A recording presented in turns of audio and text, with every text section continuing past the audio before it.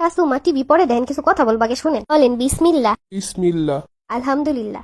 আলহামদুলিল্লাহ। যা বলবো ইমানের সহিত সত্য কথা বলবো। ছেলের সামনে যেরকম নাটকের ছদ্মবেশ ধরি ওই রকমের করবো না। কি রাগ করলেন? না কও। নিজের মেয়ে শ্বশুর বাড়িতে গিয়ে কোনো কাজ না করলে কোনো সমস্যা হয় না, হয়তো সমস্যা ছেলের বউর ব্যাপারে। কি রাগ করলেন? না কও। উপরে উপরে দেখেন কত বালা, আপনার মতো বালা আর নাই, তো মনে মনে রিনা খানেরও সমান। কি রাগ করলেন? না।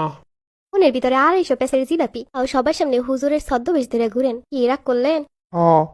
যাকে মনে মনে সব সময় ইচ্ছা করে মেয়ে মেয়ে জামাই সবসময় ভালো থাকুক, ঘুরতে যাক, একারা থাকুক, শান্তিতে সংসার করুক, কিন্তু নিজের ছেলের ব্যাপারে উল্টো। কি রাগ করলেন? হুম। ছেলের বউ যত যাই করুকটা কেন, মন যায় কোনোদিনও করতে পারবো না। কি রাগ করলেন? নিজের মন চায় এখনো সুন্দর সুন্দর কাপড় চোপড় পরতে, গয়নাগাটি পরতে, কিন্তু ছেলে একটা ছেলের বউরে চকলেট এনে দিল, গা জ্বলে। কি রাগ করলেন? টাকার হাত দেখা লাগবো না, চক্কর চক্কর কবিরাজি খুঁজা দিয়ে শিখছে, বাপের বাড়ি দিয়ে এইগুলোই শিখে আইছে। এই কথাটাই। এই যে নিজের মেয়ে নিজে উঠে মুঠে কবিরাজি করার পরও আন দিয়ে চুন খসলি ছেলের বউরে এই জিনিসটা মনে হয়। কি বুঝি কবিরাজি করে নিয়ে গেল। কি রাগ করলেন?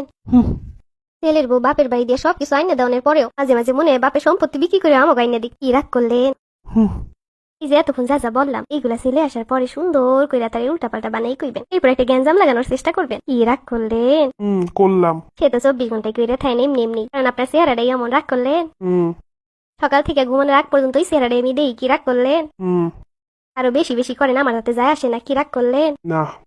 এই যে অশান্তি করেন না, এগুলা কইরা কোনোদিনও জান্নাত পাইবেন না। কি রাগ করলেন? করলাম। যাও গিয়ে কাজ করো। সেটা আবার কোনদিন রাগ না করে করতে নিষেধ করছিলেন। এই কি রাগ করলেন? রাগ করে একটু আলাদা করে দেন তো, একটু শান্তিতে থাকতে পারতাম। কি রাগ করলেন? বেশি বাইরো না, বাড়ানি আমি কমাইতেও জানি। আমিও শিখে গেছি আপনার থেকে। কি রাগ করলেন?